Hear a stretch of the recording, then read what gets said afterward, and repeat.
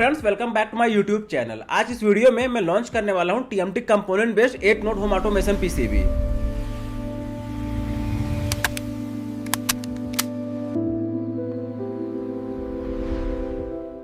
इससे पहले मैंने TMT based 4 node home automation PCB design किया था, जो आप लोगों ने बहुत पसंद किया और बहुत लोगों ने ऑर्डर किया। वो बहुत ही रिलायबल, बहुत ही यूजफुल होम ऑटोमेशन पीसीबी थी और उसका प्राइस भी बहुत ही अफोर्डेबल था।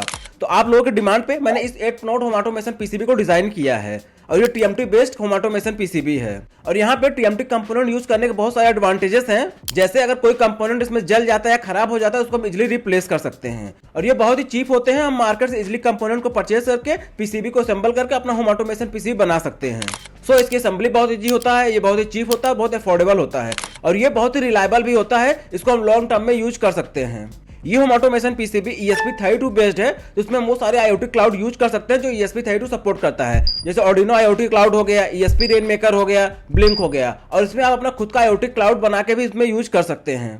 तो चलिए अपने इस 8 नोड होम ऑटोमेशन पीसीबी में कुछ फीचर और स्पेसिफिकेशन को बताता हूं। सबसे पहले सेफ्टी पॉइंट ऑफ व्यू से इसमें आपको ऑनबोर्ड फ्यूज मिल जाता है, जो कि शॉर्ट सर्किट और ओवरलोड से प्रोटेक्ट करता है। और इसका साइज बहुत ही छोटा है, इसको आप इजिली अपने इलेक्ट्रिकल स्विच बोर्ड के अंदर प्लेस कर सकते हैं। और इसमें मैनुअल इनपुट के लिए मैंने JST कनेक्टर का यूज किया हुआ है, जिससे आप अपने मैनुअल स्विच बटन को इजीली कनेक्ट कर सकते हैं। और जैसा कि मैंने बताया है कि ये 8 नोड होम ऑटोमेशन पीसीबी है, तो आप टोटल 8 डिवाइसेस को कंट्रोल कर सकते हैं इस होम ऑटोमेशन पीसीबी से। और जब हम लॉन्ग टर्म यूज करते हैं तो जो हमारा टर्मिनल कनेक्टर होता है वो गर्म होकर जलने का उसमें डर होता है। तो यहाँ मैंने हैवी लोड टर्मिनल कनेक्टर का यूज किया हुआ है, सो स्पार्क होता है या आप काफी देर तक यूज करते हैं वो इजिली इंटैक्ट रहेगा, हीट और स्पार्क से खराब नहीं होगा। तो इस वीडियो में मैं अपने इस होम ऑटोमेशन पीसीबी का यूज करके और खुद का एक IoT क्लाउड यूज करके एक होम ऑटोमेशन सिस्टम बनाऊंगा, जिससे टोटल 8 डिवाइसेस को हम कंट्रोल कर सकते हैं। और आगे वीडियो में सब कुछ डिटेल में बताऊंगा, कनेक्शन कैसे करना है, कोड को एक्सप्लेन करूंगा और कैसे खुद का अपना IoT क्लाउड बना सकते हैं। तो सब कुछ मैं डिटेल में बताऊंगा, तो आप वीडियो को पूरा देखिएगा। और हाँ, अगर आप इस होम ऑटोमेशन पीसीबी को परचेज करना चाहते हैं तो आप मेरे वेबसाइट technolobelectronics.com से परचेज कर सकते हैं। आपको लिंक नीचे डिस्क्रिप्शन में मिल जाएगा। अभी ये बहुत ही अफोर्डेबल प्राइस में आपको ये पीसीबी मिल जाएगी और ये असेंबल और विदाउट असेंबल दोनों ही फॉर्म में मिल जाएगा। तो आप जैसा चाहे वैसा परचेज कर सकते हैं। अगर आप विदाउट असेंबल परचेज करते हैं तो आपको वो सारे कंपोनेंट भी मिल जाएंगे, जिसका आप खुद से असेंबली कर सकते हैं। तो चलिए वीडियो को शुरू करते हैं। तो सबसे पहले मैं ये बताता हूं कैसे अपने फायरबेस अकाउंट को कॉन्फ़िगर करना है। सबसे पहले आपको ये फायरबेस कंसोल वेबसाइट को ओपन करना है। ये लिंक मैं नीचे डिस्क्रिप्शन में दे दूंगा, आप वहां डायरेक्टली क्लिक करके ओपन कर सकते हैं। उसके बाद ओपन करने के बाद यहाँ पे क्लिक करना है create a new Firebase project. यहाँ पे हमें अपने फायरबेस प्रोजेक्ट का नाम देना है, तो यहाँ पे मैं दे देता हूँ 8 नोड स्मार्ट होम। आप यहाँ पे कोई भी नाम दे सकते हैं। फिर उसके बाद यहाँ पे कंटिन्यू पे क्लिक करना है, फिर कंटिन्यू पे क्लिक करना है। यहाँ पे हमें अभी गूगल एनालिटिक्स को डिसेबल करना है, फिर यहाँ पे क्रिएट प्रोजेक्ट पे क्लिक करना है। ये थोड़ा सा टाइम लेगा प्रोजेक्ट को क्रिएट करने के लिए, तब तक हम वेट करते हैं। यहाँ पे हमारा फायरबेस प्रोजेक्ट रेडी हो गया है, हमें यहाँ कंटिन्यू पे क्लिक करना है। फिर उसके बाद हमें यहाँ डेटाबेसेस एंड स्टोरेज पे क्लिक करना है और इसमें हमें सेलेक्ट करना है रियल टाइम डेटाबेस। फिर उसके बाद हमें यहाँ क्रिएट डेटाबेस पे क्लिक करना है। ये ऑटोमेटिक एक नया डेटाबेस क्रिएट कर देगा हमारे फायरबेस अकाउंट में। यहाँ पे हमें रियल टाइम डेटाबेस का लोकेशन सेलेक्ट करना है। आप यहाँ पे यूनाइटेड स्टेट्स है, बेल्जियम है, सिंगापुर है, आप कोई से भी सेलेक्ट कर सकते हैं। मैं यहाँ पे सिंगापुर सेलेक्ट कर रहा हूँ, जो कि ये है एशिया साउथ ईस्ट में। फिर उसके बाद हमें नेक्स्ट पे क्लिक करना है। अभी हम इसको टेस्ट मोड में स्टार्ट करेंगे, तो यहाँ पे हम टेस्ट मोड को सेलेक्ट करते हैं, फिर इसको एनेबल पे क्लिक करेंगे। यहाँ पे हमारा real time database successfully create हो गया है। इसके बाद हमें यहाँ पे सेटिंग पे क्लिक करना है, फिर जर्नल पे जाना है, फिर उसके बाद यहाँ पे स्क्रॉल करना है। यहाँ पे हमें प्लेटफॉर्म को सेलेक्ट करना है, कहाँ से हम इसको कंट्रोल करेंगे, iOS से, एंड्रॉयड से या वेब से। तो हम यहाँ पे वेब से कंट्रोल करेंगे, तो हम यहाँ पे वेब सेलेक्ट करते हैं। यहाँ पे हमें फिर से नाम देना है अपने वेब ऐप का, तो मैं सेम नाम दे देता हूँ 8N स्मार्ट होम। फिर उसके बाद यहाँ रजिस्टर ऐप पे क्लिक करना है। यहाँ पे हमने सक्सेसफुली वेब ऐप क्रिएट कर लिया है और हमें यहाँ पे API की डेटाबेस का URL मिल गया है। इन्हीं दो चीज़ की हमें नीड थी। फिर उसके बाद यहाँ पे हमें कंटिन्यू टू कंसोल पे क्लिक करना है और फिर से हमें अपने रियल टाइम डेटाबेस में जाना है। यहाँ पे हमारे रियल टाइम डेटाबेस में यहाँ पे हमें कुछ वेरिएबल्स और डेटा को एंटर करना होता है, जो कि हम सीधा कोड से करेंगे। यहाँ पे हमें कुछ भी नहीं करना है, सीधा हम अपने कोड से ही राइट कर देंगे, यहाँ पे ऑटोमेटिक राइट हो जाएगा। तो गूगल फायरबेस के रियल टाइम डेटाबेस में हमें इतना ही कॉन्फ़िगरेशन करना था, बाकी चीज़ें हम कोड में करेंगे। तो चलिए कोड की तरफ चलते हैं। तो ये रहा आर्डिनो कोड हमारे आज की इस होम ऑटोमेशन पीसीबी के लिए, 8 नोड होम ऑटोमेशन पीसीबी के लिए। तो ये code same as it is है जो हमारे 4 नोड होम ऑटोमेशन पीसीबी के लिए था। उस कोड को मैंने डिटेल में एक्सप्लेन किया था, आप जाके वहां पे देख सकते हैं, लाइन बाय लाइन मैंने सब कुछ डिटेल में एक्सप्लेन किया था। तो मैं मेन चीज को बता देता हूँ क्या क्या इसमें चेंज करना है। सबसे पहले यहाँ वाईफाई SSID में हमें अपना वाईफाई का SSID देना है और पासवर्ड में पासवर्ड देना है, और इस डेटाबेस URL में हमें अपना रियल टाइम डेटाबेस का URL देना है, और डेटाबेस सीक्रेट में हमें अपना API की देना है। तो अपने रियल टाइम डेटाबेस में जाना है, यहाँ से अपना API कॉपी करना है और इसको यहाँ पे पेस्ट कर देना है। सेम हमें अपने डेटाबेस URL क्लियर करना है और इसको यहाँ पे पेस्ट कर देना है। बस इतना ही चेंजेस करना था। अब इस कोड को आपने ESP32 बोर्ड में अपलोड कर सकते हैं। सबसे पहले राइट बोर्ड को सिलेक्ट करेंगे जो कि है ESP32 डेवलपमेंट बोर्ड, और राइट कम्युनिकेशन पोर्ट को सिलेक्ट करके इस कोड को अपलोड कर देंगे। हाँ, एक बार कोड सक्सेसफुली अपलोड हो जाता है तो आपको अपने लैपटॉप का ब्राउजर ओपन करना है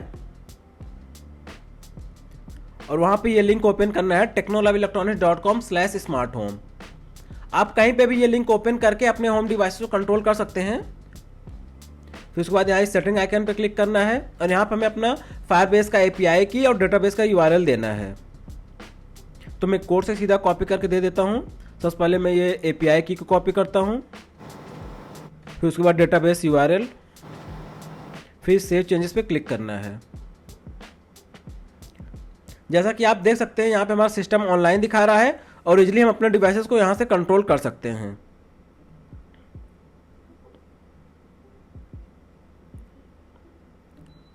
आप किसी भी ब्राउजर में ये लिंक ओपन करके अपना API की और डेटाबेस URL दे के वहां से अपने डिवाइसेस को कंट्रोल कर सकते हैं। आप चाहे फोन के ब्राउजर में ओपन करिए, अपने iPad के ब्राउजर में ओपन करिए, लैपटॉप के ब्राउजर में ओपन करिए, कहीं से भी कंट्रोल कर सकते हैं। और यहाँ पे अपने मैनुअल स्विच बटन से आप कंट्रोल करेंगे, जब ऑन ऑफ करेंगे अपने डिवाइसेस को, तो यहाँ पे आपको फीडबैक भी दिखेगा। यहाँ पे हमने सब कुछ कंप्लीट कर लिया है। तो चलिए अपने होम ऑटोमेशन प्रोजेक्ट को डेमोन्स्ट्रेट करके देखते हैं कि कैसे काम कर रहा है। इस कनेक्शन डायग्राम के अकॉर्डिंग आपको अपने स्विचेस और बल्ब को कन्वर्ट करना है होम ऑटोमेशन पीसीबी से, और कनेक्शन करते वक्त बहुत ही केयरफुल रहेंगे क्योंकि इसमें AC कनेक्शन का इन्वॉल्वमेंट है। तो आप केयरफुल रहेंगे, ये रिस्की भी हो सकता है। यहाँ पर मैंने अपने सारे कनेक्शन को कंप्लीट कर लिए हैं। डेमोन्स्ट्रेशन के लिए मैं ये बल्ब यूज कर रहा हूँ, ये मेरा मैनुअल इनपुट स्विच बटन्स, और हम अपने इस वेब डैशबोर्ड से कंट्रोल कर सकते हैं। आप technoloveelectronics.com/smarthome ओपन करके इसको किसी ब्राउजर में ओपन करके कंट्रोल कर सकते हैं। तो हमें यहाँ पर सबसे पहले क्लिक करना है और यहाँ पे अपना API की और डेटाबेस का URL देना है। उससे पहले मैं इसको ऑन कर देता हूँ।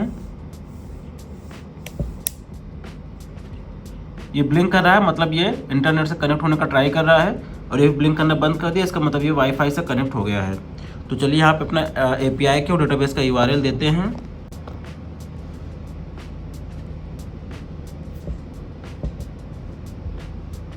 जैसा कि आप देख सकते हैं यहाँ पर हमारा सिस्टम ऑनलाइन आ गया है और यहाँ पे हमारे सारे रिलेस ऑन है। तो इसको आप इजीली यहाँ से कंट्रोल कर सकते हैं। मैं आपको दिखाता हूँ।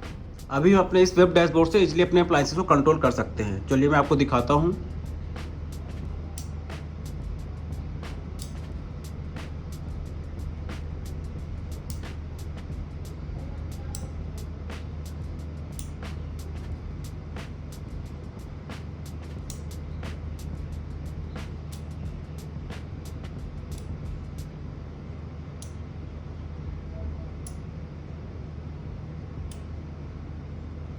और इस वेब डैशबोर्ड के अलावा अपने मैनुअल स्विच बटन से भी इसको कंट्रोल कर सकते हैं। मैं आपको दिखाता हूँ। जैसा कि आप देख सकते हैं अपने मैनुअल इनपुट स्विच बटन से हम कंट्रोल करते हैं तो उसका फीडबैक भी हमारे वेब डैशबोर्ड में मिलता है।